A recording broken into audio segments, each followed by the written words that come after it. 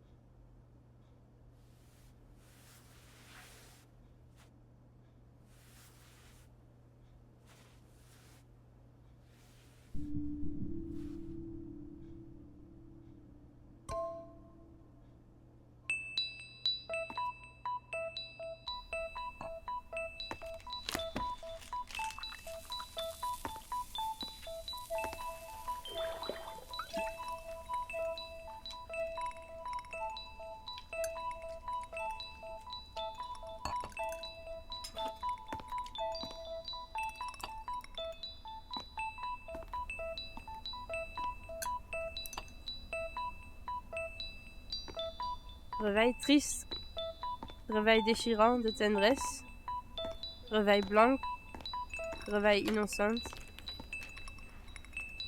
réveil panique.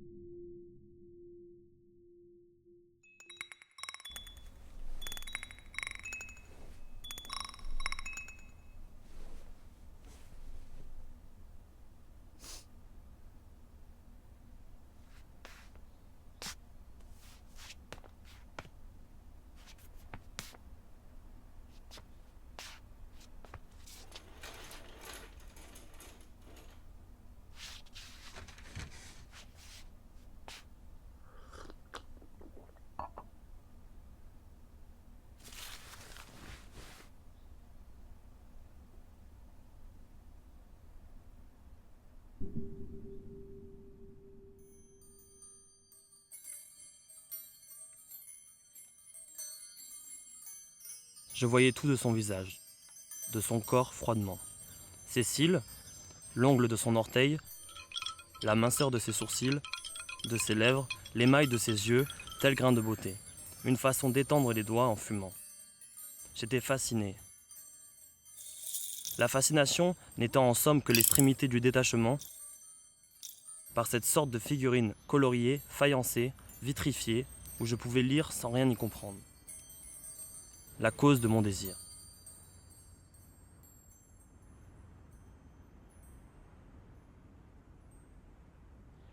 Tout amoureux est fou, pense-t-on. Mais imagine-t-on un enfant amoureux? Nullement. Je n'ai droit qu'à une folie pauvre, incomplète, métaphorique. L'amour me rend comme fou, mais je ne communique pas avec la surnature. Il n'y a en moi aucun sacré. Ma folie, simple des raisons, est plate, voire invisible. Au reste, totalement récupérée par la culture. Elle ne fait pas peur. C'est pourtant dans l'état amoureux que certains sujets raisonnables devinent tout d'un coup que la folie est là, possible, toute proche. Une folie dans laquelle l'amour lui-même sombrerait.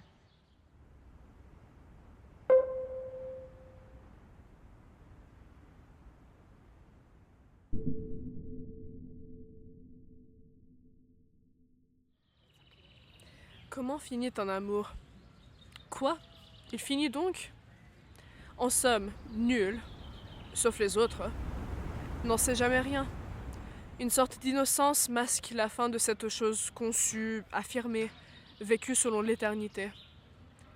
Quoi que devienne l'objet aimé, qu'il disparaisse ou passe à la région amitié, de toute manière, je ne le vois même pas s'évanouir. L'amour qui est fini s'éloigne dans un autre monde à la façon d'un vaisseau spatial qui cesse de clignoter. L'être aimé résonnait comme un vacarme. Le voici tout à coup, mat. L'autre ne disparaît jamais quand et comme on s'y attend. Ce phénomène résulte d'une contrainte du discours amoureux. Je ne puis moi-même, sujet énamoré, construire jusqu'au bout mon histoire d'amour.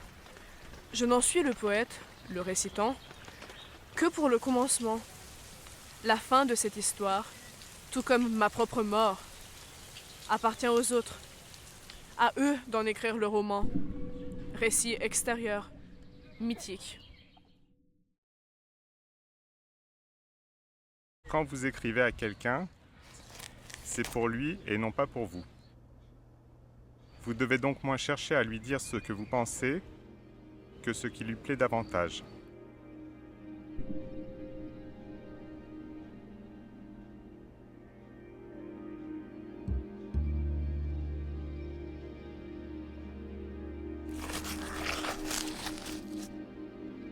Ce qu'elle postule, c'est une correspondance, c'est-à-dire une entreprise tactique destinée à défendre des positions, à assurer des conquêtes. Cette entreprise doit reconnaître les lieux, les sous-ensembles de l'ensemble adverse, c'est-à-dire détailler l'image de l'autre en points variés que la lettre essaiera de toucher. Il s'agit donc bien d'une correspondance, au sens presque mathématique du terme. Mais la lettre pour l'amoureux n'a pas de valeur tactique. Elle est purement expressive, à la rigueur flatteuse. Mais la flatterie n'est ici nullement intéressée, elle n'est que la parole de la dévotion. Ce que j'engage avec l'autre, c'est une relation, non une correspondance.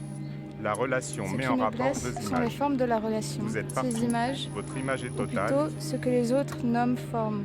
Je l'éprouve moi comme force. L'image, comme l'exemple pour l'obsession, pour l'obsessionnel, est la chose même.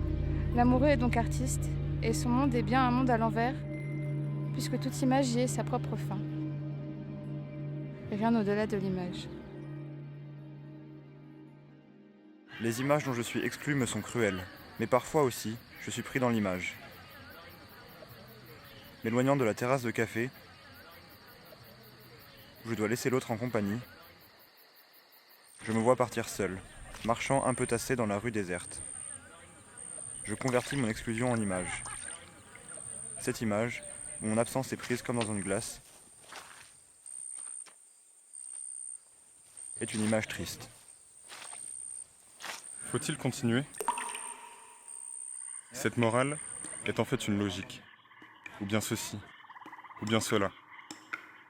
Si je choisis, si je marque ceci, alors, de nouveau, ceci ou cela, et ainsi de suite, jusqu'à ce que, de cette cascade d'alternatives, surgisse enfin un acte pur. Pur de tout regret, de tout tremblement.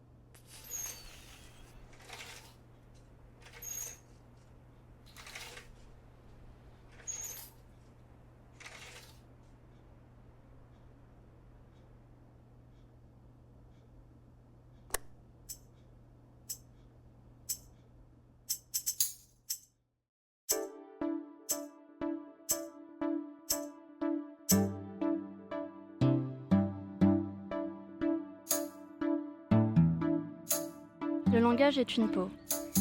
Je frotte mon langage contre l'autre. C'est comme si j'avais des mots en guise de doigts, ou des doigts au bout de mes mots. Mon langage tremble de désir. L'émoi vient d'un double contact.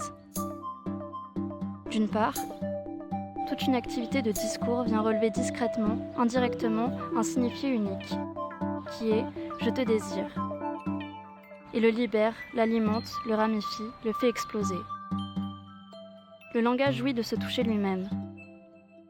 D'autre part, j'enroule l'autre dans mes mots, je le caresse, je le frôle, j'entretiens ce frôlage.